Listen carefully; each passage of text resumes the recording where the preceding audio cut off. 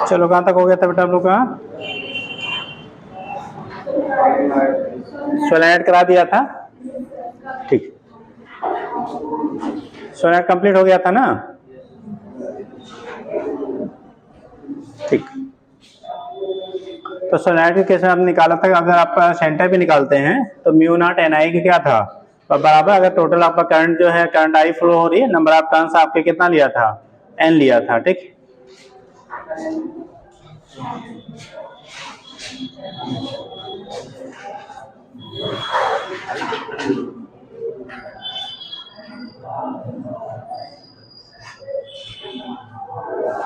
चलिए next निकालिएगा। Toroid नहीं हुआ था ना, टोराइड सोलेनाइड तक हुआ था बेटा लास्ट वर्ष दिन, ठीक है। तो 2-3 दिन तो क्लास ही नहीं था। लिखिएगा नेक्स्ट टोराइड, टोराइड बेटा TOROID।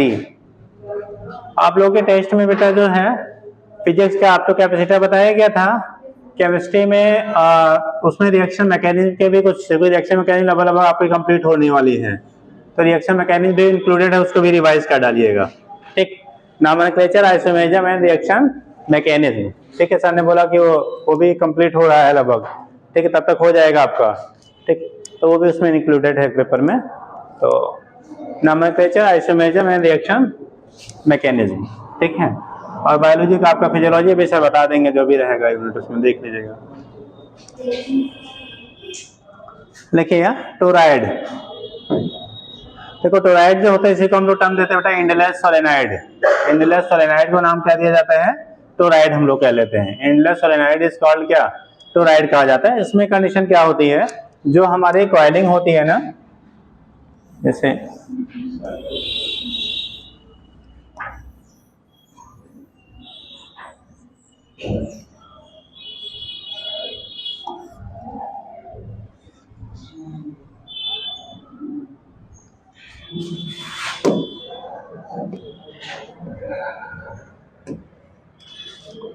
अब कहिए तो ऐसा मिटाए नहीं तो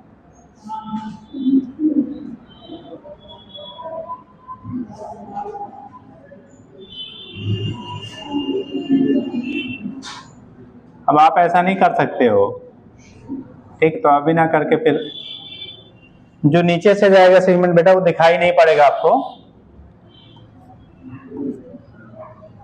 तो हमने उसको इरेज कर लिया, आप इतना ही बनाइएगा। एक बच्चा रह गया,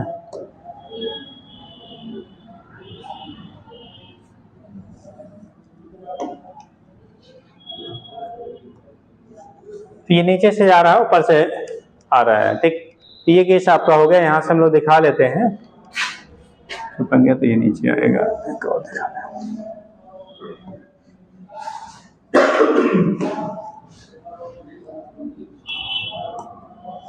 इसी को हम लोग टोराइड कह लेते हैं। क्या कह लेते हैं इसे, टोराइड कह लेते हैं। एक सेगमेंट एक साइड वाला दिखेगा, दूसरा वाला वहां पे अंदर से पास आउट होगा, तो दिखाई नहीं पड़ेगा। तो इसी को एंडलेस सोलेनाइड भी कहा जाता है। कैसा एंडलेस, जैसे सोलेनाइड था तो स्टेट आपने लिया था, उसमें कॉइलिंग आपने किया था। यहाँ पे कंडीशन क्या हो रहा है कि दोनों टर्मिनल को लाके क्या कर दिया गया, जोड़ दिया गया, ठीक। तो लिखिएगा, बना लीजिए उसे।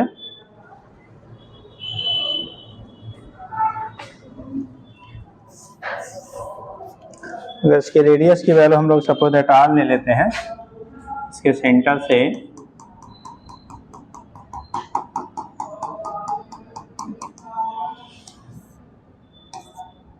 सेंटर वो है बेटा, ठीक। रेडियस की वैल्यू आप आ रही है, बाइंडिंग है, कॉइल हो गया। करंट आपकी एक साइड से इंटर होगी, दूसरे साइड से आपकी क्या होगी, ये मर्ज आउट होगा, ठीक।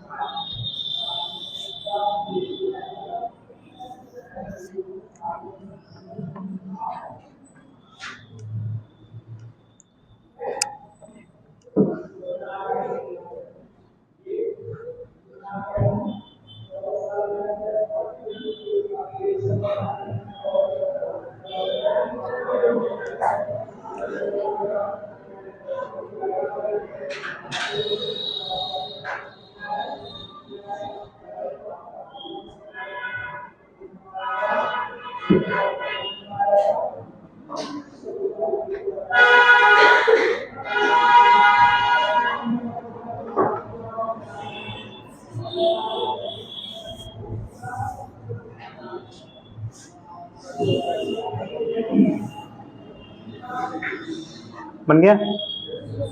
लिखिए etouride is considered as a ring shaped closed solenoid. Etouride is considered as a ring shaped closed solenoid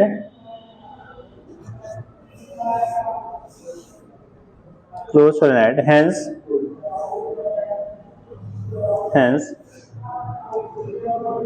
it is an endless cylindrical solenoid. It is an endless cylindrical solenoid. It is an endless cylindrical solenoid.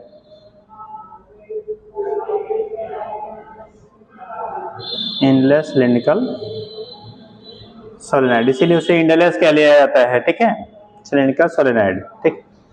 अब मान लो कोई point आपने लिया है P, ठीक है, इस point पे हमने एक ले लिया, कंसीडर ये पॉइंट हमारा बेटा क्या है, P है।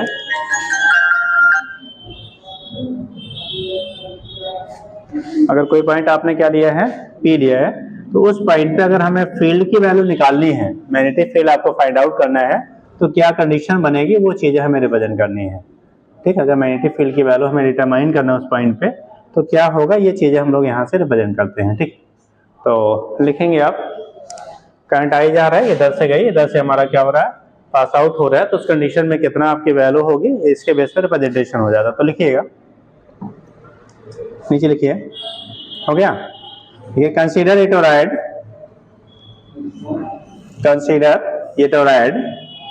having n small n turn per unit length, having small n turns per unit length. Consider a toroid, toroid, toroid having small n turns per unit length.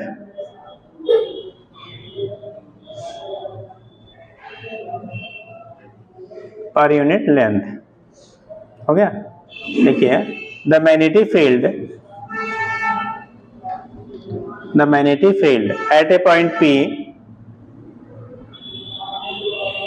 magnetic field at a point P in the point P is given as,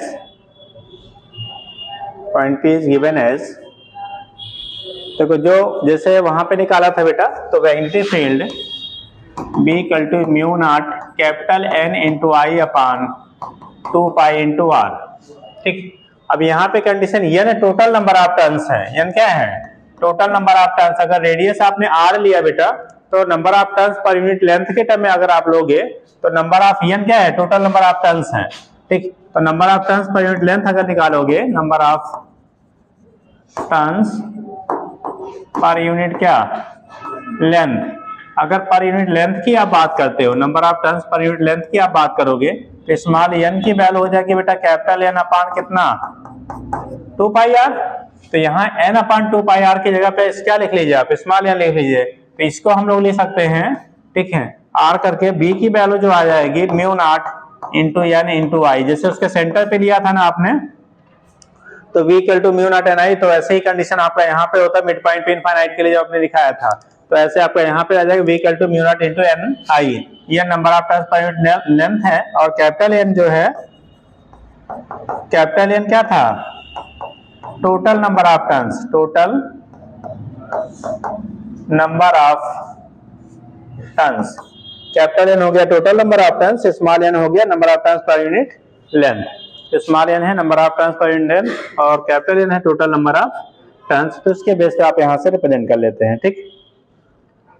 तो b की value mu naught N आई हो गया, इसके base पे आप यहाँ से दिखा देते हो क्या कंडीशन बनेगी, रिप्रेजेंट कर लो बेटा।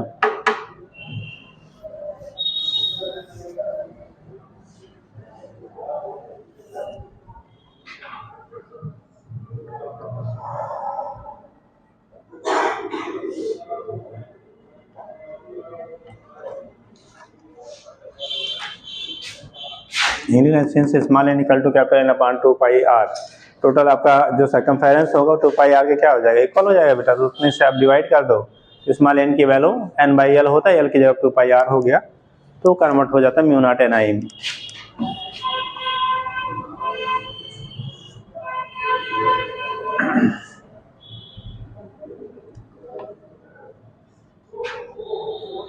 और सेम फार्मूला यही इनफाइनाइट लेंथ की वजह से उसके मिड पॉइंट पे भी मिला था, ठीक।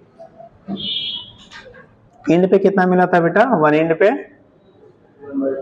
हाफ हो जाता है। एक टर्मिनल पे जब लेते थे इनफाइनाइट वाले के कंडीशन में half N I mu naught N I था, जब सेंटर पे क्लोज टू सेंटर लेते तो क्या म्यू नॉट एन आई आता था। और यही कंडीशन आपका यहाँ पे भी पर यूनिट टर्न के टर्म में ले रहे हैं तो हाफ क्या म्यू नॉट एन आई के बराबर आएगा, ठीक। तो ये तो केस हो गया बेटा हमारा टोराइड के केस में। एक क्वेश्चन करेंगे तो जल्दी कर लीजिए, लिखिएगा।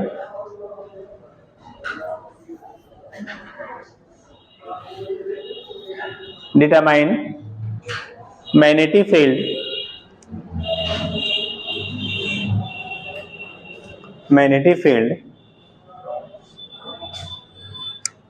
at point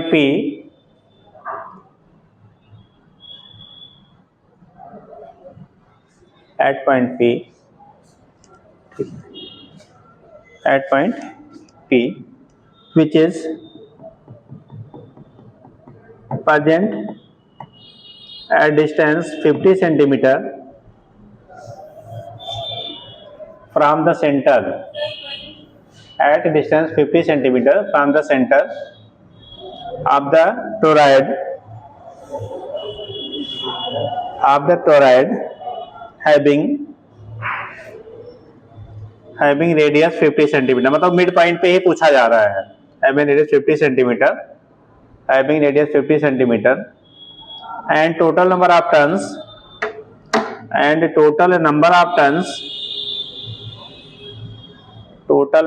turns will be 500 and current passing through it is 10 ampere. Current जो पास हो रहा है बेटा उसकी वैल्यू कितनी है? 10 एम्पियर के बराबर है, ठीक। तो कितना आपका फील्ड डेवलप होगा, ठीक है, वो निकालना है। मतलब सिचुएशन जो डायग्राम है वो ऐसा ही है, ठीक है। सी पॉइंट पे आपको सेंटर से उसके लिए जो आपका क्या है एवरेज से हम रेडियाई लेते हैं, इनर आउटर मीन जो वैल्यू लेते हैं वो वैल्यू आपको दी गई है, ठीक।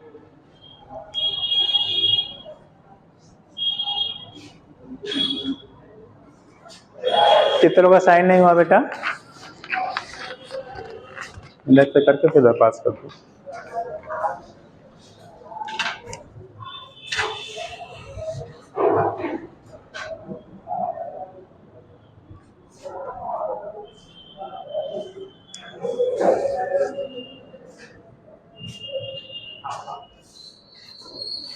जल्दी करिए।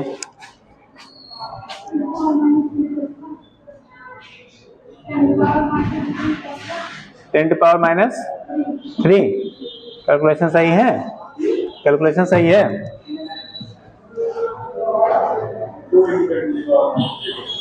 2 × 10⁻³ कम नहीं होता।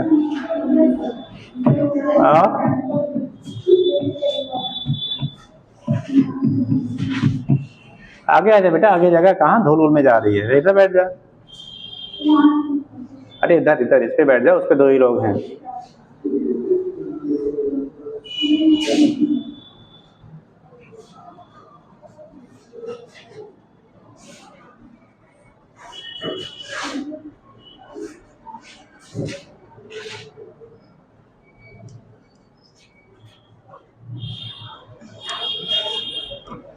आप खड़े हो जाओ। कहाँ गायब थी? पीछे। हाँ अभी तो गायब थी जी। पहले आप ही बता दो, यम दे रही थी कि छुट्टी मार रही थी? हाँ बेटा, अच्छा दोनों काम आ गए थे, यम भी था। हाँ जी, अच्छा आपका पेट क्या चला? और दीदी जी का आपके उनका भी अच्छा सेम कॉलेज है, बैठिए। आज आपका नहीं था, उनका था? अच्छा अभी चल पड़ी होगी। चल लिखो बेटा। -2 आपको भी -2 आया था? आपका -6 आ गया, -3।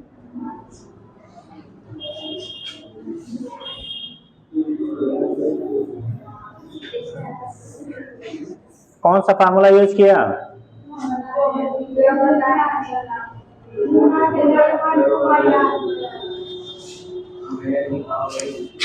B equal to mu naught N I upon 2 pi R. या तो नंबर ऑफ टर्न्स पहले अलग से निकाल लो, ठीक, लेकिन अलग से निकालोगे तो और टेढ़ा होगा, बल्कि यहाँ पे पाई पाई भी कैंसिल हो जाएगा, आसानी से मिल जाएगा। अब म्यू नॉट की वैल्यू कितनी होती है बेटा? 10 टू पावर माइनस, एन की वैल्यू कितना बोला? 500, करंट 10 एम्पियर अपान 2 पाई, रेडियस 50 मतलब 0.5 मीटर हो गया। तो 2 2 जा दिस, ठीक। अब यहां से आप कर लो, कितना आ गया? 0.5 है, 0.5 में यानी कि 5 या 100 हो जाएगा तो 20 बार जाएगा, 22 या 40, और 40 और 5, 4 5 से 20, 1 2 3 0 इंटू 10 टू पावर माइनस 7, 4 0 हटा दो तो 2 इंटू 10 टू पावर माइनस 3। इतना आ रहा भाई? 2 नहीं जी, आपने एक पावर कहीं गड़बड़ कर दिया, ठीक। तो वैल्यू आ गई 2 into 10 to power minus 3 tesla के क्या हो जाएगा? बराबर होगा। अगर कहीं भी आपको नंबर ऑफ टर्न्स दिया गया हो, ठीक, नंबर ऑफ क्या टर्न्स दिया गए हैं और उसकी रेडियाई दी हो, तब इस वाले फार्मूले को मत यूज करना, क्योंकि यहाँ से अलग से कैलकुलेट करोगे ना तो n में आप डिवाइड करोगे तो कैंसिल नहीं होगा, फिर तो वो डेसिमल लेके आपको टाइम लगेगा। तो आप इस फार्मूले में रखिएगा म्यू नॉट की वैल्यू, अब पाई पाई क्या होगा, फिर हमारा कैंसिल हो जाएगा, तो आसानी से निकल जाएगा, आंसर वही आएगा वहां से भी, बट आपको जो ये 20 सेकंड में हो रहा है तो पता लगा 2 मिनट लगेगा वहां पे, ठीक है। तो ये केस आपका होता है, यहाँ से आप डिटरमाइन कर लिए बी की वैल्यू कितनी होगी। नेक्स्ट हेडिंग करेंगे बेटा, नेक्स्ट हो गया, नोट कर लिया। अच्छा, इसकी दूसरी यूनिट क्या है भाई? सेकेंड यूनिट क्या है इसके बाद? हाँ, वेबर के टर्म में, वेबर पर मीटर स्क्वायर, फिर उसे को आप न्यूटन में भी कन्वर्ट कर लेते हैं, फिलहाल आप यही मोस्टली यूज में हम लोग करते हैं। तो नेक्स्ट लिखेंगे आप, अगला हेडिंग बेटा, force on charge particle in magnetic field. Force on charge particle in magnetic field, force on charge particle in magnetic field, force on charge particle in magnetic field, force on charge particle in magnetic field, ठीक। Magnetic field के अंदर जो force की value होगी वो क्या होगी किसी चार्ज पार्टिकल पे? Force on charge particle in magnetic field बेटा, force on charge particle in magnetic field, magnetic field में चार्ज पार्टिकल पे लगने वाला जो फोर्स होगा उसकी वैल्यू क्या आएगी? तो force on charge particle in magnetic field. अगर कोई भी चार्ज पार्टिकल मैग्नेटिक फील्ड में आपका क्या कर रहा है? मूव कर रहा है। देखो कंडीशन क्या होता है कि अगर कोई भी, मान लो यह हमने मैग्नेटिक फील्ड ले लिया,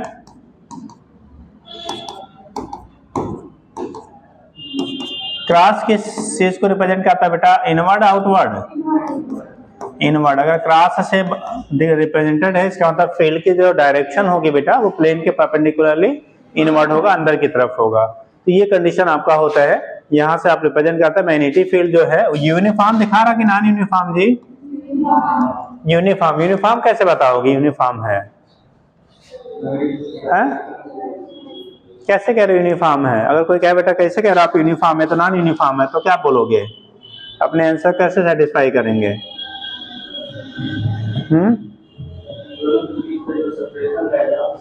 अगर इनके बीच में सेपरेशन जो है ना सेम सेम है, कैसा है? सेम सेम, वेरी नहीं कर रहा बेटा। अगर वेरी नहीं कर रहा तो उसे हम लोग बोलेंगे यूनिफॉर्म। अगर उनके बीच के सेपरेशन चेंज होते तो उस केस में कहा जाता है नॉन यूनिफॉर्म। जैसे इलेक्ट्रिक फील्ड में बताया गया था ना, लाइंस के बीच की गैपिंग बराबर है, पैरेलल एक दूसरे के, तो हम लोग कहते थे क्या है? यूनिफॉर्म है। और अगर आपका गैपिंग चेंज हो रहा था या डायरेक्शन चेंज हो रहा था तो हम लोग कहते थे क्या था? नॉन यूनिफॉर्म था। ऐसे ही अगर इनके बीच की गैपिंग जो आपकी है, देखो इक्वल इक्वल पे बनाया हमने, तो दैट मींस ये यूनिफॉर्म को शो कर रहा है। अगर आपने ऐसे बना दिया, ठीक है, मान लो यहाँ कर दिया और यहाँ पे ऐसे कर दिया, बीच में ऐसे बना दिया, तो कैसा कंडीशन बन गया? ये नॉन यूनिफॉर्म का हो गया फिर, ठीक। तो कंडीशन होता है कि अगर यूनिफॉर्म होगा तो इक्वल इक्वल डिस्टेंसेस हम दिखाएंगे, नॉन यूनिफॉर्म होगा तो उनके बीच का सेपरेशन क्या होगा? चेंज हो जाएगा, ठीक है। तो ये केस आपका होता है फिलहाल।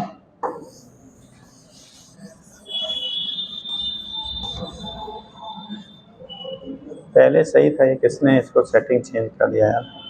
चलो ठीक, तो ये यूनिफॉर्म नॉन यूनिफॉर्म हो गया।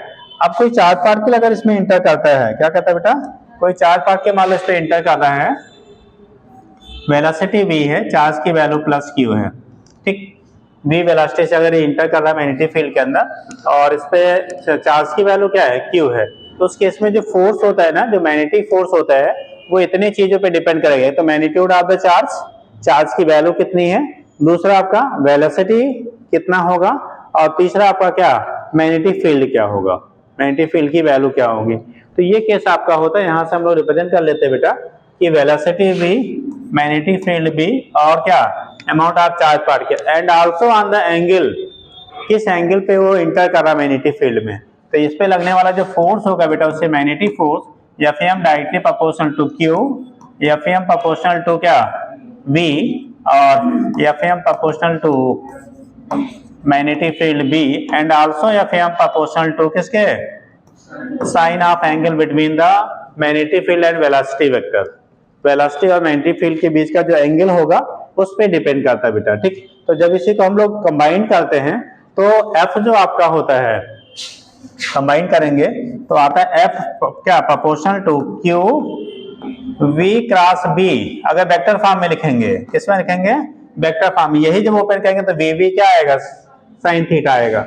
और इस कंडीशन में यहाँ पे कांस्टेंट फैक्टर की वैल्यू कुछ आती है, यूनिट होता है, 1 होता है। जैसे प्रोपोर्शनलिटी हर जगह हम निकालते थे, कुछ ना वैल्यू मिलती थी ना, तो यहाँ पे वैल्यू हम लोग क्या लेते हैं, यूनिट लिया जाता है बेटा। तो वैल्यू आ जाएगी F equal to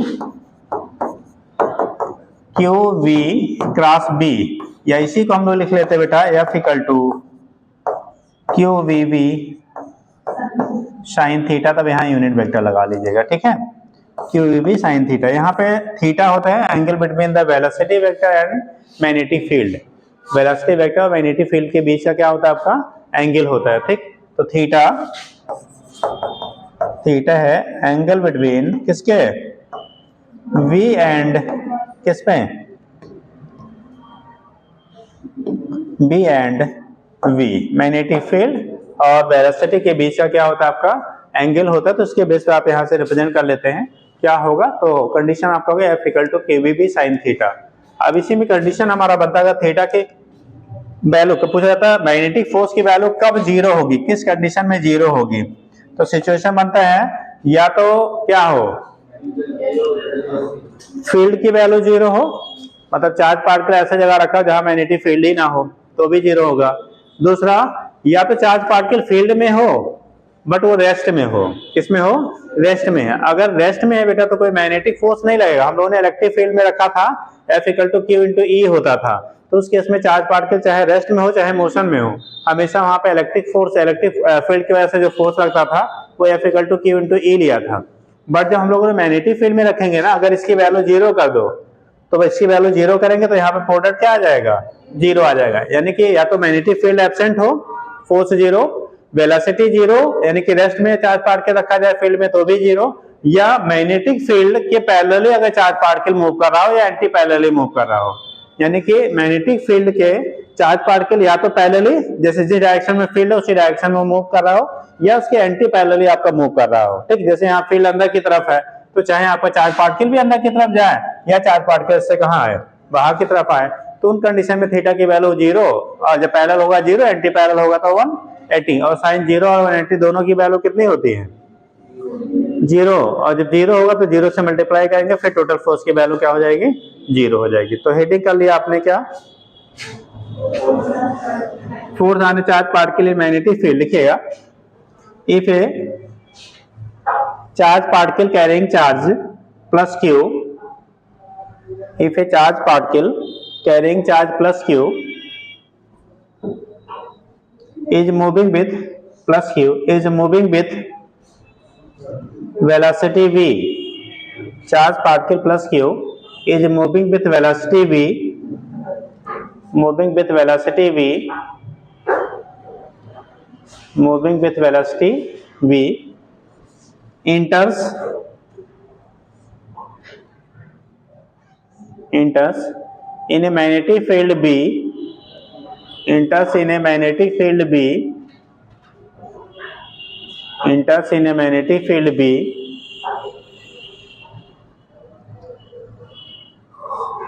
then it experiences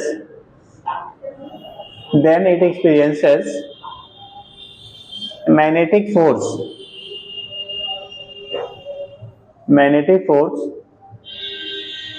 which depends on following factors.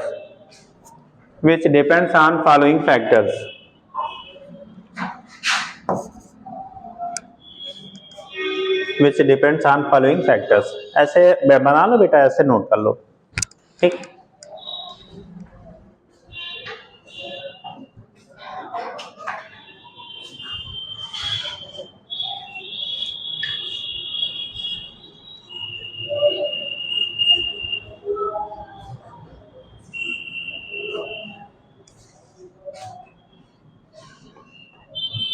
It depends on following factors.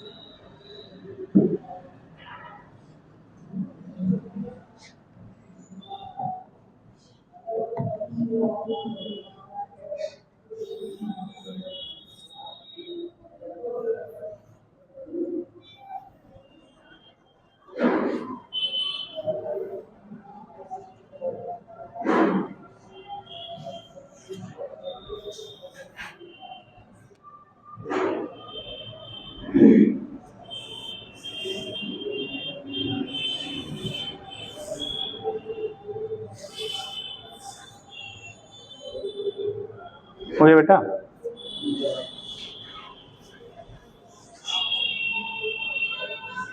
चलिए, नोट कर लिया। अब कंडीशन पूछा जाता है जीरो फोर्सेस की क्या क्या सिचुएशन होगी, कब उस पे लगने वाला फोर्स जीरो होगा। तो पहला केस क्या बनेगा बेटा, अगर B की वैल्यू जीरो है तो क्या होगा, F की वैल्यू जीरो होगी, यानी FM की वैल्यू जीरो होगी। अगर आपका Q की वैल्यू चार्ज ही ना हो, तो यार हम चार्ज पार्टिकल की बात कर रहे हैं तो चार्ज होगा, पर अगर चार्ज ही उस पे ना हो तो भी क्या होगा, जीरो होगा। अगर आपका फील्ड की वैल्यू जीरो हो तो भी जीरो होगा, वेलोसिटी जीरो हो तो भी जीरो होगा, या थीटा की वैल्यू जीरो या 180 हो तो भी क्या होगा, जीरो होगा। तो लिखिएगा, यहां पर नोट कर लिया ना, नीचे लिखना मैग्नेटिक फोर्स, नहीं पॉइंट करके उसी में लिखो, एरो आगे नोट कर लिए, मैग्नेटिक फोर्स उसी में है बेटा, एक्टिंग ऑन चार्ज पार्टिकल, ये बेटा पास कर दो, जिनका साइन नहीं हुआ उनको दे दो। पीछे साइन किसका नहीं हुआ बेटा, मैग्नेटिक फोर्स, फिर पास कर देना। Magnetic force on charge particle, acting on charge particle, acting on charge particle, magnetic force acting on charge particle will be, magnetic force acting on charge particle will be zero if, पहला condition, if B equal to कितना हो, zero, तो FM की value क्या होगी बेटा, zero. दूसरा case, if V velocity equal to zero, तो FM की value, so FM equal to zero. Third condition, theta equal to,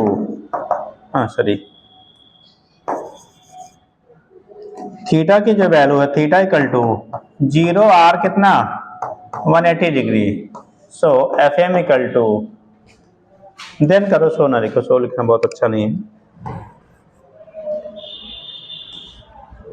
पहला if B equal to zero, if B equal to zero, if theta equal to zero, then कर लेना, then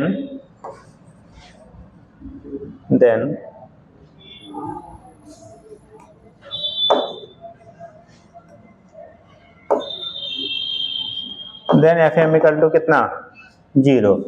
या अगला कह सकते हो अगर चार्ज की वैल्यू ही 0 हो, किसकी वैल्यू 0 हो, चार्ज की वैल्यू 0 हो तो भी हमारा फोर्स क्या होगा, न्यूट्रल पार्टिकल पे कोई मैग्नेटिक फोर्स नहीं लगता है। चार्ज 0 होने का मतलब क्या हो गया बेटा, if Q equal to 0 that is particle is neutral. Particle is कैसा हो बेटा, न्यूट्रल। अगर कोई पार्टिकल है जो मैग्नेटिक फील्ड में इंटर कर रहा हो, न्यूट्रल हो, तो क्या वो फोर्स एक्सपीरियंस करेगा, तो उस केस में हम बोलेंगे ना तो इलेक्ट्रिक फील्ड में करेगा ना तो मैग्नेटिक फील्ड में, कि दोनों के लिए क्या चार्ज होना चाहिए। अगर अनचार्ज पार्टिकल है तो उस केस में if Q equal to 0 that is particle is neutral, then Fm की वैल्यू क्या आएगी 0, तो उस पर कोई भी मैग्नेटिक फोर्स आपका एक्ट नहीं करेगा। ठीक, तो उस कंडीशन में मैग्नेटिक फोर्स की वैल्यू क्या हो जाएगी 0 हो जाएगी। आपके मित्र कहाँ गायब है सर? अच्छा गाँव, अभी गाँव गए थे? बहुत लंबा लंबा गाँव रहते हो? 2 दिन नहीं आया था, कल आए थे? मंडे ट्यूजडे, उससे पहले भी नहीं आए थे? हाँ जी, तो बोनस में था। हाँ, बाय गेट 2 गेट 1 फ्री है, वो वाला ऑफर है। हाँ, अभी ना तो दीपावली, ना होली, ना ईद, ना बकरीद, कहाँ का ऑफर जी? हाँ, अच्छा वो कुंभ महास्थान पे। हाँ, चलो ठीक हो गया। तो ये केस आपका हो गया। यहाँ से दिखा लेते हैं कि फोर्स की वैल्यू चार्ज पार्टिकल पे कब 0 होगी, कब 0 नहीं होगी। तो यहाँ से बेटा रिप्रेजेंटेशन हो जाता है, हो जाएगा। तो याद रखें, बहुत सारी बार केवल डायरेक्शन को बेस पे ही क्वेश्चन बना दिया जाता है। ठीक, डायरेक्शन के बेस पे क्वेश्चन बना दिया जाता है और आपको पूछ लेगा वैल्यू, और रख के आप कैलकुलेट करते हो। तो याद रखेंगे, अगर थीटा की वैल्यू 0 या 180 है तो हाँ कैलकुलेशन की कोई जरूरत नहीं है, वो चार्ज पार्टिकल कोई फोर्स एक्सपीरियंस नहीं करेगा। ठीक, एक क्वेश्चन लिख लीजिए जल्दी से, लेकिन जल्दी लिखिएगा, बहुत टाइम लगा देते हैं ना। लिखो, ए charge particle having charge, A charge particle having charge, A charge particle having charge 20 microcoulomb, 20 microcoulomb is enters in a uniform magnetic field, is enters in a uniform magnetic field, uniform magnetic field having field strength, having field strength, having field strength 5 into 10 to power, 5 into 10 to power minus 4 Tesla, minus 4 Tesla enters in a uniform magnetic field having field strength 5 into 10 to power minus 4 Tesla। देखिएगा, parallel to the direction of field with velocity 20 metre per second. छूट गया जी, parallel to direction of field with velocity 20 metre per second. कितना metre? 20 metre per second, with velocity 20 metre per second. ठीक, 20 metre per second की velocity से बेटा उसमें inter करता है। देखिए, then determine velocity of charge particle, velocity of the charge particle inside magnetic field after 4 second, inside magnetic field after 4 second, inside magnetic field after 4 second। हो गया? Question समझा या बताएं? एक चार्ज पार्टिकल है बेटा, यूनिफॉर्म मैग्नेटिक फील्ड में वो इंटर कर रहा है, उसकी वेलोसिटी दी है, फील्ड स्ट्रेंथ आपको दिया गया है। ठीक, बोला गया उसमें जब वो इंटर करेगा तो 4 सेकंड बाद, 4 बोला 5, 4 सेकंड के बाद उसकी वेलोसिटी कितनी हो जाएगी। चार्ज पार्टिकल की जो वेलोसिटी पहले दी गई है उसके रिस्पेक्ट में बढ़ जाएगा या घट जाएगा या वही रहेगा, बढ़ेगा घटेगा या वही रहेगा, वो निकालना आपको है।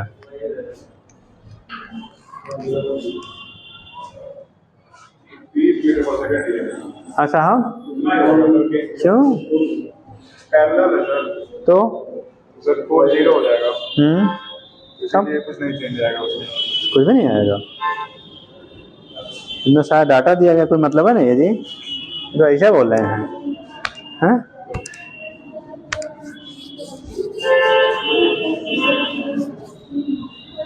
चलिए, कल कितने लोग एब्सेंट थे भैया इसमें, हाथ उठाओ ईमानदारी से। अरे रिकॉर्ड हमारे पास आगे आपके इसमें है। कल इसमें से कितने लोग एब्सेंट थे, तो तेज हाथ उठाओ जैसे दिख जाए कि हाँ आप ही लोग थे। बस खाली 4 लोग, कितने लोग खाली एब्सेंट थे? बहुत अच्छे हो यार। चलो ठीक, रोज आया करो, कहीं एब्सेंट हो जाते फिर, हाँ है ना। हो गया बेटा। तो उस केस में क्या होगा, जो मैग्नेटिक फील्ड, अब देख लो बेटा, इसमें लगाना आपको कुछ नहीं था, बोला गया पैरेलल टू द फील्ड, है ना। जब पैरेलल टू द फील्ड वो इंटर करेगा फील्ड के पैरेलली, तो फोर्स लगेगा क्या, थीटा की वैल्यू 0 या टी है, तो फोर्स की वैल्यू क्या 0। और किसी भी पार्टिकल पे अगर कोई फोर्स नहीं लग रहा है तो उस पर कोई एक्सेलरेशन नहीं होगा। ये इक्वल टू आपने पढ़ा होगा F/m, तो कोई एक्सेलरेशन नहीं होगा, और एक्सेलरेशन नहीं होगा तो वेलोसिटी में कोई चेंज होगा क्या, आपने फार्मूला पढ़ा होगा v = u + at, 9 से ही पढ़ रहे हैं, है ना। ठीक, तो v = कितना u + at, तो a की वैल्यू 0 है, तो जो v की वैल्यू होगी u के क्या रह जाएगा, बराबर ही रहेगा, यानी वेलोसिटी पे कोई इफेक्ट आपका नहीं होगा। तो वहीं लिख लेना, सिंस थीटा = 0, ठीक, सिंस थीटा = 0, सो Fm = 0, सिंस थीटा = 0, यानी पार्टिकल पैरेलल टू फील्ड है ना, तो since theta = 0, so Fm = 0, hence velocity of the particle will remains same, velocity of the particle will remains same, that is 20 metre per second. बात उसमें कोई changes नहीं होंगी। But अगर बेटा वो किसी और एंगल पे होता तो उस कंडीशन में क्या करता, वो बदल जाता, फिर चेंज हो जाता है, ठीक है, उस केस में क्या होता, बदल जाता। अब हम लोग को आता है बेटा डायरेक्शन फोर्स की क्या होगी। चार्ज पार्टिकल अगर इंटर कर रहा है मैग्नेटिक फील्ड में, तो फोर्स की डायरेक्शन निकालने के लिए सबसे बेस्ट आपने पढ़ा होगा फ्लेमिंग लेफ्ट हैंड रूल, पढ़ा है फ्लेमिंग लेफ्ट हैंड रूल। कितने लोग याद है बेटा, फ्लेमिंग लेफ्ट हैंड रूल में कौन किस चीज को इंडिकेट करता है, बोलना नहीं, हाथ उठाना है। फ्लेमिंग लेफ्ट हैंड रूल, हाँ, अरे सब खूब पढ़ाया जाता बोर्ड में भी यार, कुछ तो पढ़ के याद करो पुरानी चीजों को। कितने लोग याद है फ्लेमिंग लेफ्ट हैंड रूल? हाँ जी, कौन उंगली किसको इंडिकेट करती है, हाँ हाँ, वो करंट को, और वेलोसिटी को, और फोर्स को, पक्का है। और भैया कौन हाथ उठाया था, हाँ जी, हाँ हाँ, अच्छा, अगर चार्ज पार्टिकल मोशन में है तो क्या कहोगे,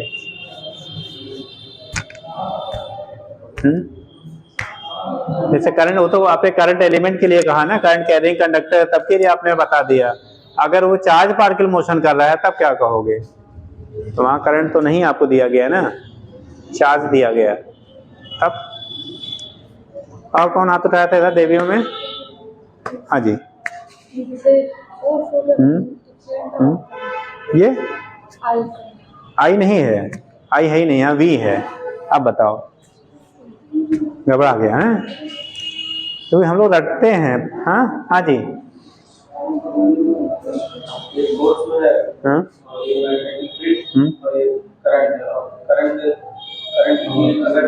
नहीं है करंट, हाँ हाँ,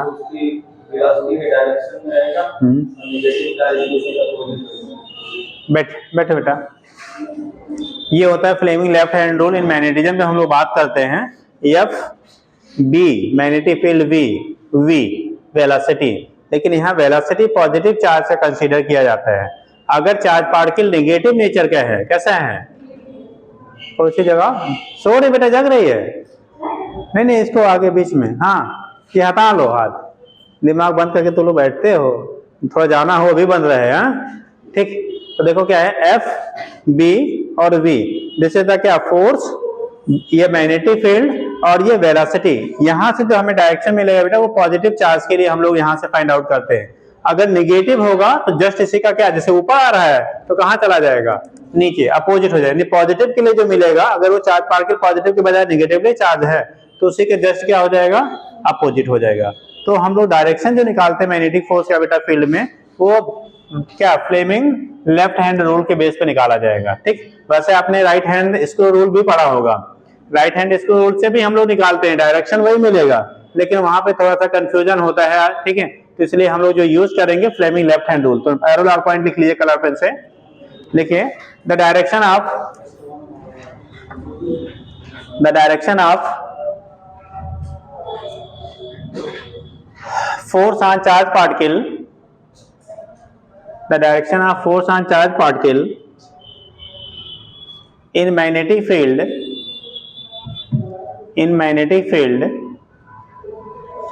is mainly determined by, mainly बोल रहे हैं, ऑलवेज नहीं है, और भी रूल हैं, बट हम यूज जो करेंगे उसी का करेंगे। mainly determined by Fleming left hand rule, mainly determined by Fleming's left hand rule,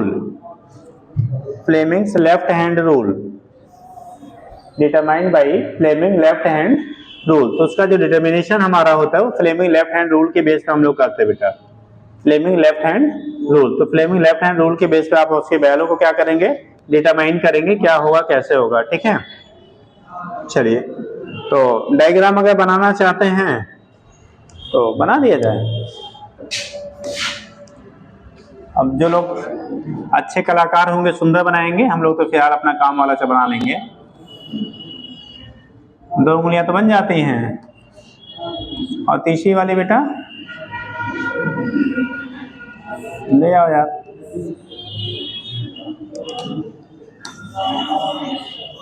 ज्यादा लंबी हो गई ना।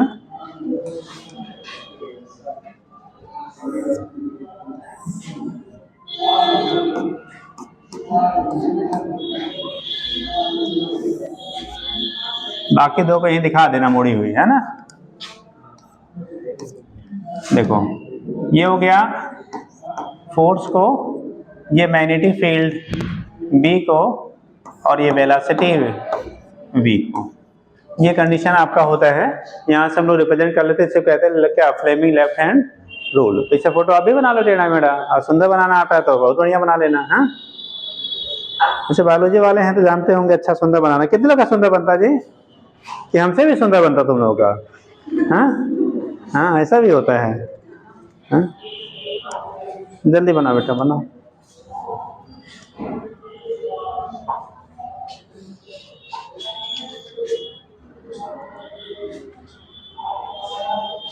अरे 90 कहाँ एंगल बन रहा है जी, तुम्हारा तो पैरेलल हो गया। अरे सुंदर ना बने ठीक है, लेकिन सही हो, है ना।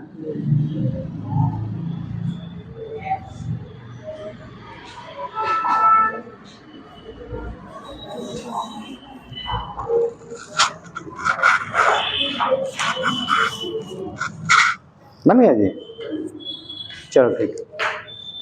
अरे इसको आप थोड़ा ऐसे टेढ़ा भी बना लीजिए, मतलब अंडरस्टूड है ये तीनों एक दूसरे के पैरेलल हैं। अब ये मत कहना कि ये वाला तो एंटी पैरेलल हो गया। अरे ये प्लेन के एक आउटवर्ड जैसे हम बना रहे ना, ये तो प्लेन में है, ये कहाँ पे आउटवर्ड। अब हम तो इसको हम बना नहीं सकते हैं, तो हमने इसलिए क्या किया, ऐसे ड्रा कर लिया है। आप कहीं कहीं आप ऐसे भी ड्रा दिखाया जाता है, ठीक। तो लेकिन एंगल जो है वो 90 सबके बीच में है, हो जाएगा। चलो नेक्स्ट हेडिंग करो बेटा।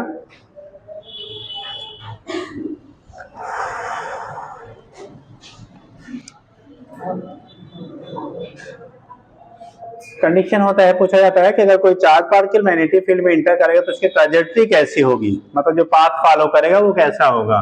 ठीक, तो लिखिएगा, हेडिंग करेंगे trajectory of A TRAJECTORY, trajectory of A charge particle, trajectory TRAJECTORY, trajectory of A charge particle in magnetic field,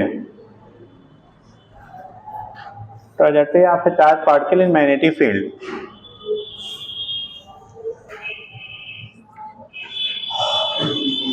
पहला केस। एक तो हम लोग लिखते हैं बेटा स्ट्रेट लाइन, चार्ज पार्टिकल के मैग्नेटिक फील्ड में ट्रैजेक्टरी जो होगी वो स्ट्रेट लाइन कब पॉसिबल है, कितने लोग बता सकते हो? Trajectory of charge particle is straight line when, कब? हाँ, और लोग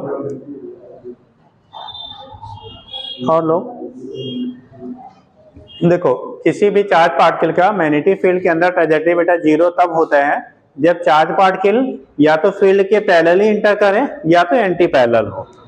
पैरेलल होगा तब भी उस पर कोई फोर्स नहीं लगेगा, फोर्स नहीं लगेगा बेटा उसकी डायरेक्शन में चेंज नहीं होगा, वेलोसिटी में चेंज नहीं होगा। एंटी पैरेलल इंटर करेगा तो भी उस पर कोई फोर्स नहीं लगेगा, और फोर्स नहीं लगेगा तो उसकी वेलोसिटी क्या होगी, कोई चेंज नहीं होगी, डायरेक्शन में कोई चेंजेस नहीं होंगे। तो दोनों कंडीशन में चार्ज पार्टिकल या तो फील्ड के पैरेलली इंटर करे बेटा या तो एंटी पैरेलली इंटर करे, इन दोनों ही केस में आपको उस पर कोई फोर्स नहीं लगेगा तो उसकी डायरेक्शन में कोई चेंजेस नहीं होंगी, मतलब डायरेक्शन क्या रहेगा, रिमेन्स सेम रहता। तो लिखिएगा पहला, फर्स्ट करिएगा straight line, straight line first करना, straight line.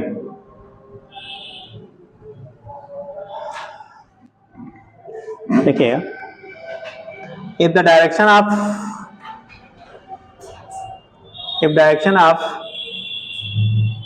moving particle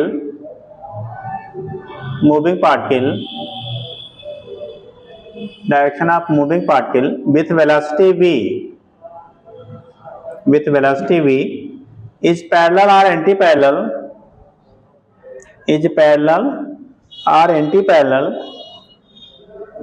to the magnetic field B, parallel or anti-parallel to the magnetic field B,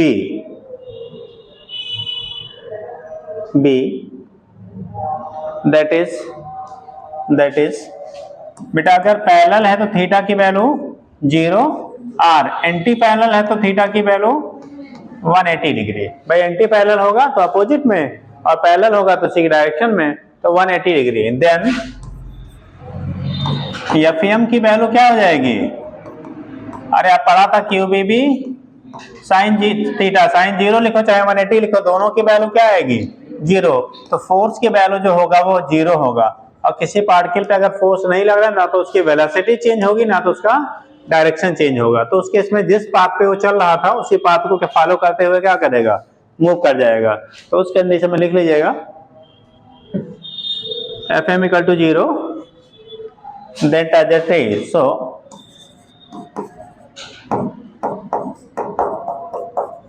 trajectory of charge particle will be straight line, trajectory of charge particle will be कैसा,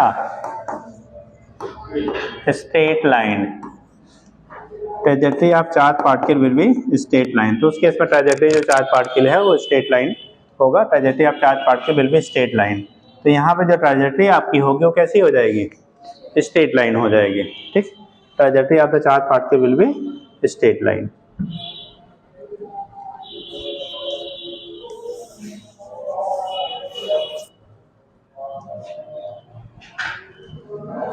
अगर diagrammatically आप दिखाओगे बेटा ना, अगर मान लो diagrammatically आप दिखाते हो,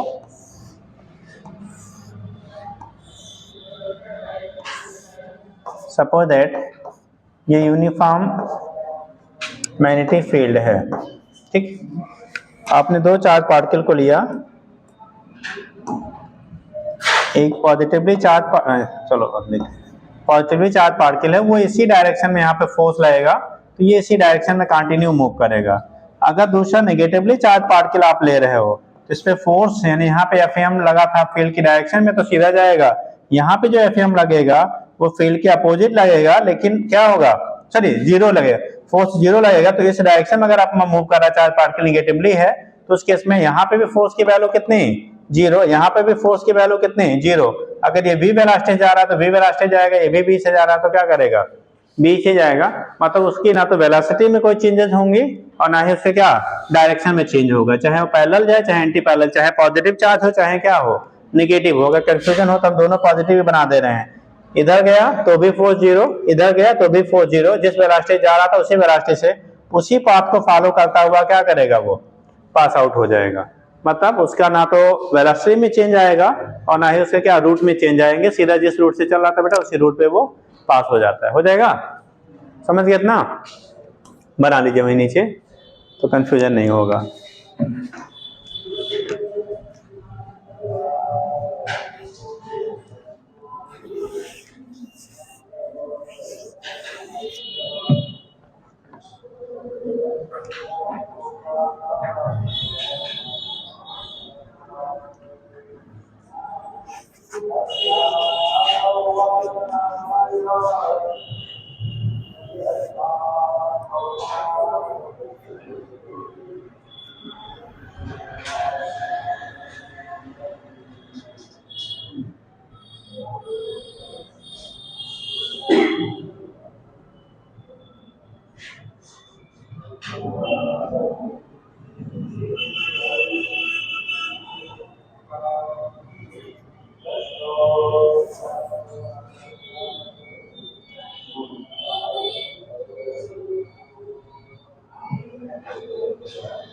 हो गया? नेक्स्ट देखिएगा, दूसरा सर्कुलर पाथ, पहला था स्ट्रेट लाइन, दूसरा सर्कुलर, लिखिए सर्कुलर पाथ।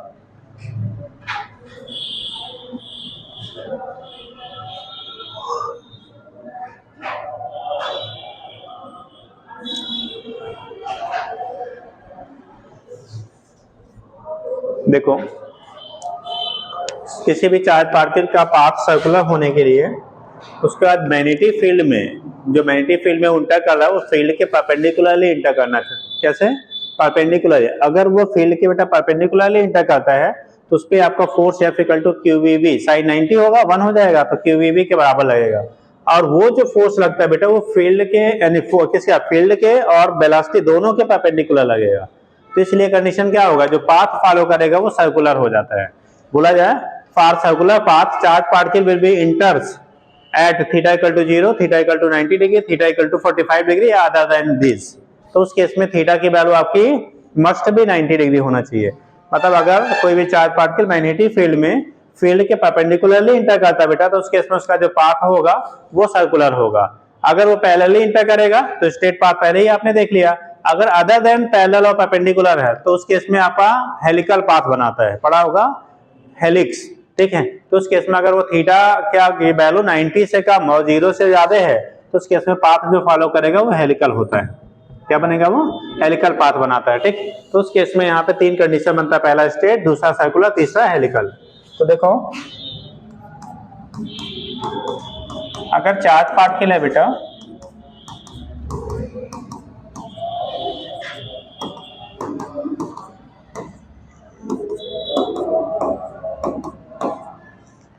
कोई भी चार्ज पार्टिकल इसमें अगर इंटर कर रहा है फील्ड के परपेंडिकुलरली, ये फील्ड मतलब इनवर्ड दिखा रहा है। कैसे दिख रहा है?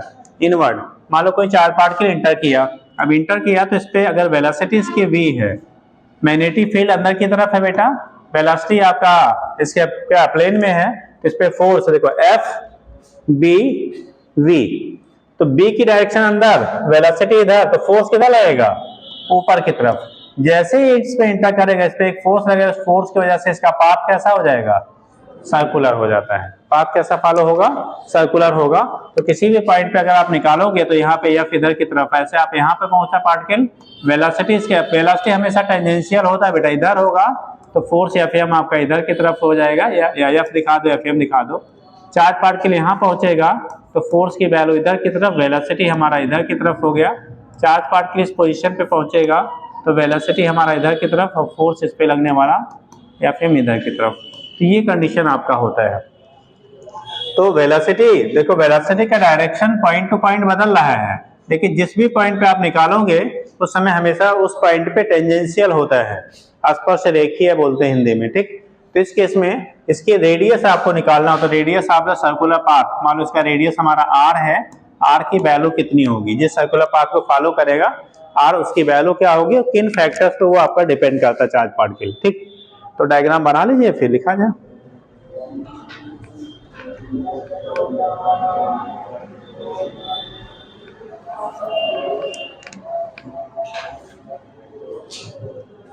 सेकंड पीरियड बायोलॉजी है ना?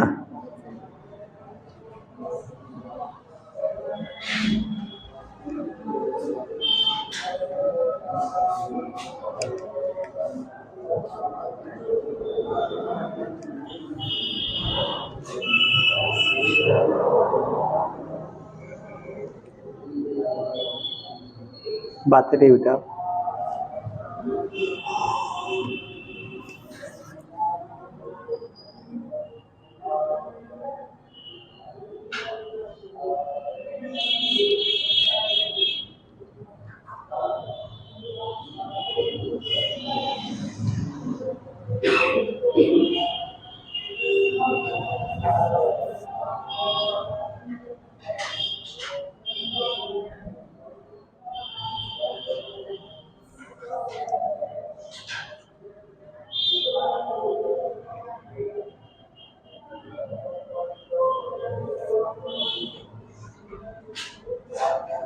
बोले समझे? देखो if charge particle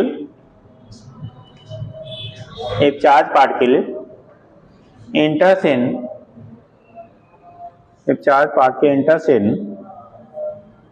uniform magnetic field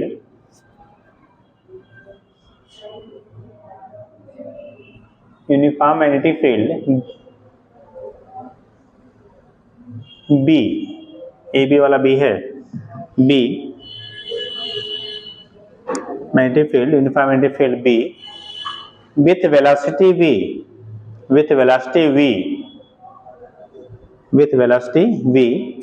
perpendicular to the direction of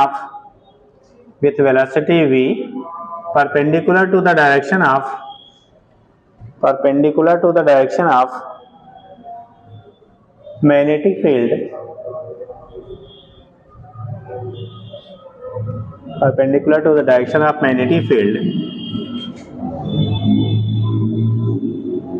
then it experiences a magnetic force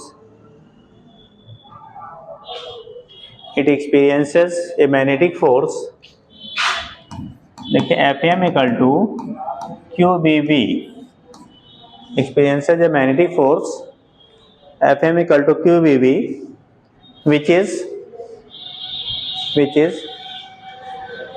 perpendicular to the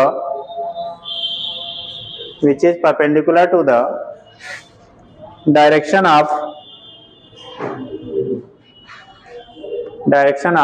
motion of charge particle, perpendicular to the direction of motion of charge particle.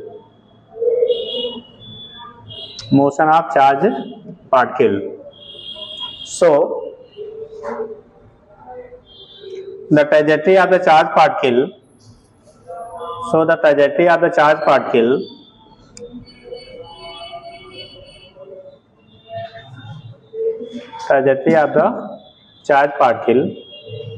will be circular.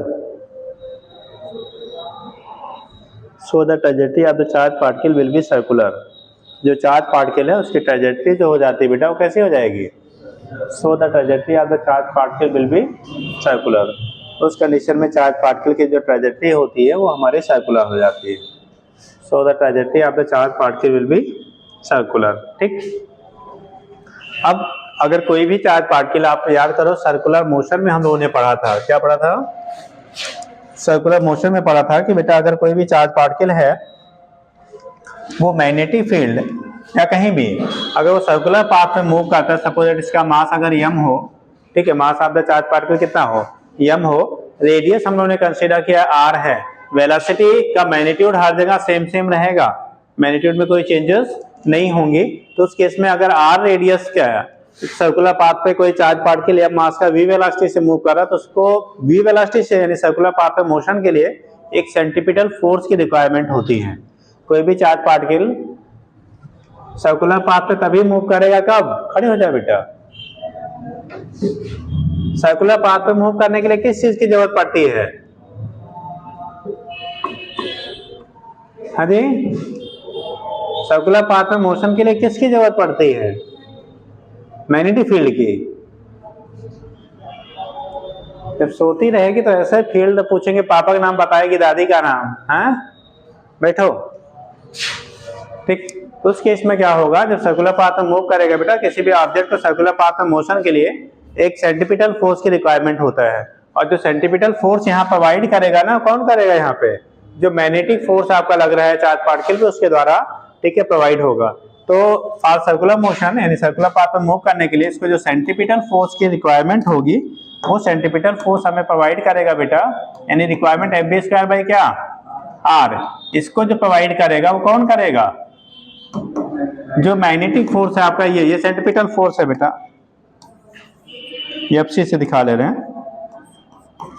Centripetal force जो need है M B square by R वो हमें F M से मिलेगा, ठीक। तो first और second equation को कंपेयर कर दीजिए बाई इक्वेशन क्या, फर्स्ट एंड सेकेंड, ठीक। तो एफ सी जो होगा, ठीक, या कह लो एफ एम जो होगा वो एफ सी के क्या हो जाएगा, बराबर होगा। अब एफ एम की वैल्यू हम लोगों ने लिखा है Q V V equal to कितना, M B square by R. अगर रेडियस हमें निकालना है आर की वैल्यू तो ये आएगा एम बी स्क्वायर बाई बेटा कितना, आर इधर लाओ तो क्यू वी इंटू वी, देखो एक बी ऊपर नीचे क्या हो जाएगा, कैंसिल होगा ना, अरे यहाँ भी वेलोसिटी है, ये भी वेलोसिटी है, तो कैंसिल होगा तो बचेगा हमारा M B upon Q B, यानी कि आर की जो वैल्यू हो गया M B by Q B के बराबर हो गया। एक बेसिक रिलेशन जो हम लोग बोर्ड में भी पढ़े होंगे, आपने जब बोर्ड में पढ़ाया गया होगा तो ये रिलेशन आपको बोर्ड में भी है, R equal to M B by Q B, यानी रेडियस सर्कुलर पाथ का जो होगा M B by Q B के बराबर होगा। इसी को हम लोग यहाँ मॉडिफाई कर लेते, दो तीन फॉर्म में पूछा जाता है। एक तो मोमेंटम के टर्म में खूब ये क्वेश्चन पूछा गया है, ठीक। मोमेंटम के टर्म में, momentum P equal to M B पढ़ा है, सबने पढ़ा है ना। मोमेंटम जो लीनियर मोमेंटम होता है बेटा वो पी इक्वल टू कितना होता है, एम इंटू वी के बराबर होता है। तो मास इंटू वेलोसिटी दिया है, इसी को हम लोग ले लिया बेटा पी, तो P by Q into B कह सकते हैं। और आपने मोमेंटम और काइनेटिक एनर्जी में रिलेशन पढ़ा होगा, P इक्वल टू क्या होता है,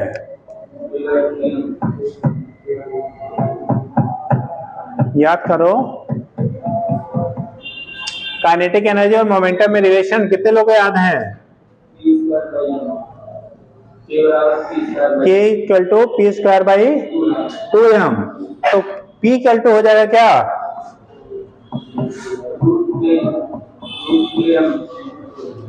रूट 2m इंटू के या K इंटू 2m कर लीजिए। देखो यार याद रखा करो भाई, देखो P इक्वल टू हम लोग पढ़ते हैं mb होता है और K इक्वल टू पढ़ते हैं हाफ mb स्क्वायर होता है ना। इसमें m से मल्टीप्लाई करो दो, m से डिवाइड कर दो तो हाफ, ठीक। इससे m से मल्टीप्लाई करेंगे तो m square into V square, तो mb का होल स्क्वायर अपान m लिख सकते हो। इसके लिए आप mb इक्वल टू क्या होता है p, तो इसको p square upon 2m equal to k है, तो p स्क्वायर की वैल्यू आएगी बेटा k इंटू कितना 2m, तो p की वैल्यू करोगे तो under root k into 2m नहीं हो जाएगा जी, होगा ना। तो यहाँ पे p के जगह पर हम लोग k इंटू 2m या 2m इंटू k लिख लो, जिस टर्म में भी आपने पढ़ा हो, तो यही बराबर हो जाएगा अंडर रूट k इंटू कितना 2m upon q into B. तो एक हमने निकाल लिया मास वेलोसिटी के टर्म में, दूसरा निकाल लिया बेटा किसमें, मोमेंटम और किसमें, मोमेंटम के टर्म में, तीसरा निकाल लिया काइनेटिक एनर्जी के टर्म में। किसके, काइनेटिक एनर्जी। एक रिलेशन और बनता है बेटा, अगर पोटेंशियल डिफरेंस दिया गया हो, क्या दिया हो, पोटेंशियल डिफरेंस जो होता है, अगर कोई भी v पोटेंशियल के अक्रॉस कैसे चार्ज पार्टिकल q को मूव कराते तो वर्क डन w की वैल्यू जो होती है q इंटू वी के बराबर होता है, q इंटू कितना v के बराबर होता है। सबसे लेटेस्ट यही पॉइंट है, ये तो सारे पहले पूछे जा चुके हैं, ठीक। अगर उन पॉइंट के बीच में पोटेंशियल डिफरेंस दिया गया हो v, ठीक, और चार्ज पार्टिकल आपका q है, तो वहां पे जो वर्क डन होगा वो q इंटू वी के बराबर होगा, और वर्क डन जो होता है काइनेटिक एनर्जी के क्या होता है, बराबर है, फॉर्म ऑफ काइनेटिक एनर्जी। तो वहीं पे हम लोग कन्वर्ट करते हैं बेटा, अगर इसको पोटेंशियल डिफरेंस के टर्म में करोगे तो अंडर रूट k की जगह पर हो जाएगा बेटा कितना, q into V into 2m upon q into B. अब जरा सा इसको हम लोग अंडर रूट में ले लेते हैं, ठीक। ये रूट इससे बाहर, देखो ये रूट में नहीं है, ये रूट में है, तो पूरा ऊपर नीचे रूट करोगे, b को बाहर कर लो, तो b को बाहर कर लोगे तो आएगा 1 अपान बी अंडर रूट, यहां से देखो q अंदर जाएगा रूट के तो q स्क्वायर होगा, और ये हमारा एक q क्या करेगा, कैंसिल हो जाएगा, बचेगा v इंटू 2m अपान कितना q। तो इतने फार्मूले मिले बेटा, आपने बोर्ड में पहला फार्मूला पढ़ा होगा बेसिकली, और ये फार्मूला बोर्ड में आपको बताया जाता है। अगर सर जी ने कुछ और बताया होगा तो हो सकता है आगे तक बताए हों, बट बेसिकली बोर्ड में यही फार्मूला आपका r equal to mb by Q B है। इतने नए नए फार्मूले हो गए आपको, और सभी पे क्वेश्चन पूछे जा रहे हैं। सबसे लेटेस्ट वाला यही है, ठीक है, सबसे लेटेस्ट जो है आईटी वालों ने इस पे भी पूछ चुके हैं फिलहाल, तो सबसे लेटेस्ट यही है। यहाँ पे वी वेलोसिटी है, कहाँ गया, यहाँ वी वेलोसिटी लिख दे रहे हैं, वेर वी, ये वाला वी जो हमने इसमें लिखा है ये वेलोसिटी है, वेलोसिटी ऑफ चार्ज पार्टिकल, और v जो है ये पोटेंशियल क्या है, पोटेंशियल डिफरेंस है बेटा, ध्यान रखना कंफ्यूज मत हुई, बाकी तो सब दिख ही रहा है, ठीक। नोट कर लिए, बहुत इंपॉर्टेंट फार्मूला है, बार बार इस पे क्वेश्चन पूछे जाते हैं, ठीक है जी, बार बार क्वेश्चन पूछे जाते हैं, ध्यान रखिएगा।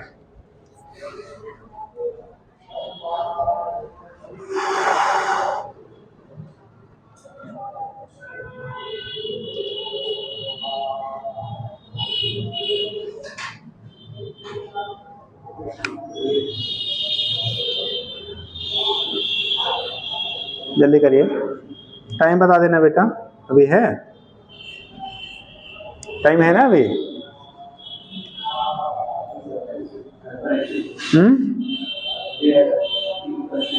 चलिए तब तक हो जाएगा।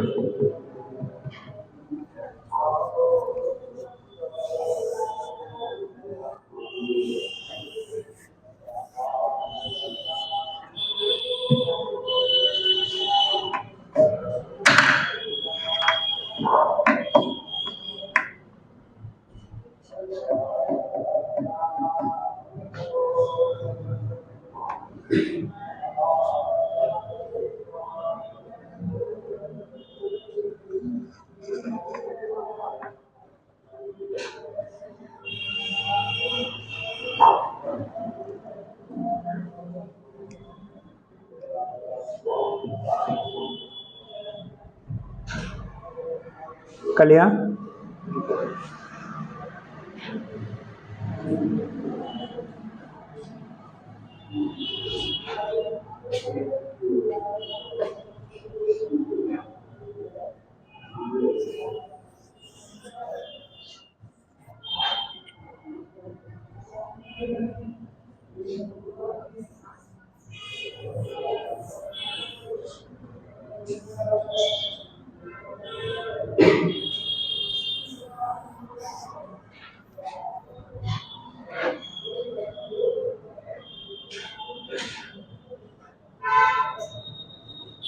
चलिए लिखिएगा, बोला जाता है टाइम पीरियड ऑफ रिवोल्यूशन, एक चक्कर लगाने में चार्ज पार्टिकल को टाइम कितना लगेगा, ठीक। मतलब ये जब इस सर्कुलर पाथ पे मूव कर रहा है बेटा, ऐसे मोशन हो रहा है, तो उसको एक साइकिल पूरा करने में टाइम कितना लगेगा, तो टाइम जो निकालेंगे तो ये इसका सर्कमफेरेंस यानी 2 पाई आर, पेरिफेरी कितना होगा 2 पाई आर अपान कितना वेलोसिटी, टाइम इक्वल टू क्या होता है डिस्टेंस अपान वेलोसिटी, तो टाइम की वैल्यू अगर आपको निकालना है तो 2 पाई आर अपान क्या हो जाएगा v के बराबर हो जाएगा, टाइम की जो वैल्यू होगी 2 पाई आर अपान क्या हो जाएगा v के बराबर होगा, और v की वैल्यू आप डायरेक्ट अगर उस फॉर्म में दिया गया तो हम लोग रख लेंगे, और नहीं दिया है तो v की वैल्यू क्यूबी बाई क्या होता है, यहाँ से इस रिलेशन से r equal to mv by QB है ना, तो उसके बेस पे आप रख के वहां से कैलकुलेट कर लेते, तो लिख लीजिएगा। नेक्स्ट क्वेश्चन पॉइंट बना रहा है बेटा, if t is the time period of the charge particle, if t is the time period of charge particle, t is the time period of charge particle, then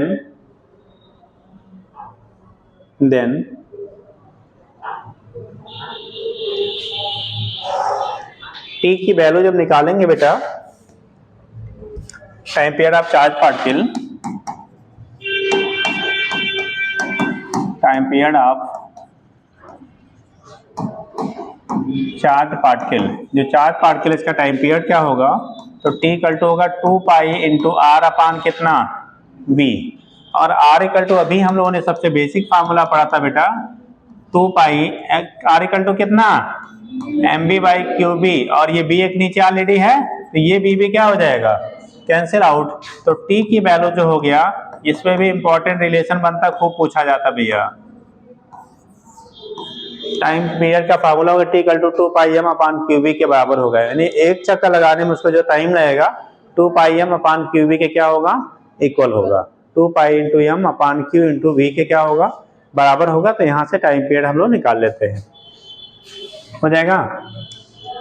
अब हाथ उठाना, कोई बोलेगा नहीं पहले, ठीक। बोला गया एक यूनिफॉर्म मैग्नेटिक फील्ड है, दो चार्ज पार्टिकल है, दोनों पे चार्जेस सेम सेम है। यूनिफॉर्म मैग्नेटिक फील्ड है, दो चार्ज पार्टिकल, दोनों पे चार्जेस सेम सेम है। एक v वेलोसिटी से उसमें इंटर करता है परपेंडिकुलरली, दूसरा वाला 2v वेलोसिटी से इंटर करता है परपेंडिकुलरली। मतलब एक मान लो 10 मीटर पर सेकंड से इंटर कर रहा है, दूसरा 20 मीटर पर सेकंड से इंटर कर रहा है। तो दोनों में एक चक्कर लगाने में कौन सबसे जल्दी लगा लेगा? 10 मीटर पर सेकंड वाला जल्दी लगा लेगा एक साइकिल, कि 20 मीटर पर सेकंड वाला जल्दी लगा लेगा, या कुछ और कंडीशन बनेगी? हाथ उठाइए, बोलना नहीं है। दो चार्ज पार्टिकल, जैसे मान लो ये दो देवियां बैठी हैं, ये दोनों चार्ज पार्टिकल हैं, ठीक। एक ने वेलोसिटी 10 मीटर पर सेकंड से यूनिफॉर्म मैग्नेटिक फील्ड में इंटर किया, उसी फील्ड में इन्होंने 20 मीटर पर सेकंड से इंटर किया। तो एक चक्कर लगाने में इनको ज्यादा समय लगेगा या इनको ज्यादा समय लगेगा? सेम मैग्नेटिक फील्ड है, सेम दोनों पे चार्जेस हैं, एक ने 10 मीटर पर सेकंड से इंटर किया, दूसरे ने 20 मीटर पर सेकंड से इंटर किया उसी फील्ड में पर नॉर्मली। तो किसको ज्यादा टाइम लगेगा एक साइकिल पूरा करने में? 10 मीटर पर सेकंड वाले को, 20 मीटर पर सेकंड वाले को? पहले नंबर आप लोगों का, हाँ जी, सेम लगता है, हर चीजें सेम समझ रटे हो। हाँ जी, 10 मीटर पर सेकंड वाला ज्यादा, 20 वाला कम। चलिए, इन्होंने कहा सेम, बदलेंगे कि वही रहेगा? अच्छा, सेम ही रहेगा, चलिए अच्छी बात है। जो भी बोलिए कॉन्फिडेंस के साथ बोलिए, वो सही हो चाहे गलत हो, भले से हो जाए, है ना जी। अभी सेम वाले हो, और कोई जी? अभी सेम वाले खड़े हो जाए आप। हाँ जी, तो सेम वाले, और कोई? अरे भाई 10 मीटर चाहे साइकिल चलाओ चाहे 20 मीटर की स्पीड से, सब उतने समय लगेगा। हाँ जी, हाँ जी, कैसे उतना लगेगा जी? चाहे धीरे धीरे चले, चाहे तेजी से, उतने समय में एक चक्कर लगा होगी। मैंने घर से यहाँ तक आना है और जाना है, तो चाहे धीरे धीरे चलो चाहे तेज चलो, उतना समय पहुंच जाते हो क्या? अरे पहुंचना तो है ही, समय हम पूछ रहे हैं बेटा। 20 वाला जल्दी पहुंचेगा, 10 वाला लेट में पहुंचेगा, खड़े हो जाओ। और कोई? आप लोग नहीं बोलेंगे जी? हैं? 10 वाला जल्दी, अच्छा सेम रहेगा। बैठिए, बैठ जाइए बेटा। हमारी चाल और इसकी चाल में अंतर है ना। हम ये जब चलेगा मैग्नेटिक फील्ड में बेटा, ध्यान रखिए, बड़ा इंपॉर्टेंट पॉइंट है। जब ये मैग्नेटिक फील्ड में एंटर करेगा ना, तो उस केस में देखो टाइम पे 2 pi M into Q into B लिखा, 2 pi M by Q into B. क्या इस फार्मूले में कहीं वेलोसिटी आ रहा है? क्या आ रहा है? वेलोसिटी आया कहीं? क्या दिखा किसी को? यार वेलोसिटी नहीं दिख रहा है, इसका तो वेलोसिटी डिपेंड करेगा क्या? नहीं करेगा। तो चाहे 10 से चले, चाहे 20 से चले, चाहे 100 से चले, यार उसको एक चक्कर लगाने में समय उतना ही लगेगा। आप सोचोगे यार हम लोग तेज चलते जल्दी पहुंचते हैं और धीरे चलते हैं तो ज्यादा समय लगता है। इसके साथ कौन सा ऐसे नहीं है वो है, इसके साथ ऐसा होता है बेटा ना। देखो अभी हम लोग ने फार्मूला लिखा था R equal to M B by Q B, ये है ना, लिखा है। इस केस में क्या हो रहा है कि जब हम लोग वेलोसिटी बढ़ाएंगे ना, क्या करेंगे? जैसे वेलोसिटी बढ़ाओगे उसकी रेडियस भी उसी रेशियो में क्या करेगा? बड़ा हो जाएगा। जो धीरे धीरे जाएगा वो उसका चक्कर छोटा होगा, जो तेजी से जाएगा उसका चक्कर क्या होगा? यानी रेडियस बड़ी हो जाएगी। तो जब रेडियस लार्ज होगी, अगर रेडियस लार्ज है तो उसको चक्कर लगाने में समय क्या लगेगा भाई? या तो वो तेज चले तब उतने समय में चक्कर लगा लेगा, या धीरे चले तो उतने समय चक्कर लगा लेगा। तो इसलिए जितना हम वेलोसिटी बढ़ाते हैं उसी रेशियो में उसकी रेडियस भी इंक्रीज कर जाती है। इसलिए दोनों को जो टाइम टेकन होता है साइकिल को कंप्लीट करने में, वो सेम सेम लगता है। दोनों को जो टाइम टेकन होगा वो क्या लगेगा आपको? सेम सेम लगेगा। तो ये कंडीशन हमारा होता है, दोनों को जो टाइम लगेगा एक साइकिल कंप्लीट करने के लिए वो सेम सेम लगता है। याद रहेगा? मतलब वेलोसिटी पे डिपेंड नहीं करता है, यानी टाइम पीरियड ऑफ रिवोल्यूशन, एक चक्कर t does not depends on v, यानी v के पावर 0। वेलोसिटी घटाइए बढ़ाइए कुछ भी करिए, उसको एक चक्कर लगाने में उतना ही समय लगता है। तो इंपॉर्टेंट पॉइंट है, तो वही लिख लो r करके, t प्रोपोर्शनल टू v के पावर 0, दैट इज, नीचे लिखो दैट इज कितने लोग का सही गया?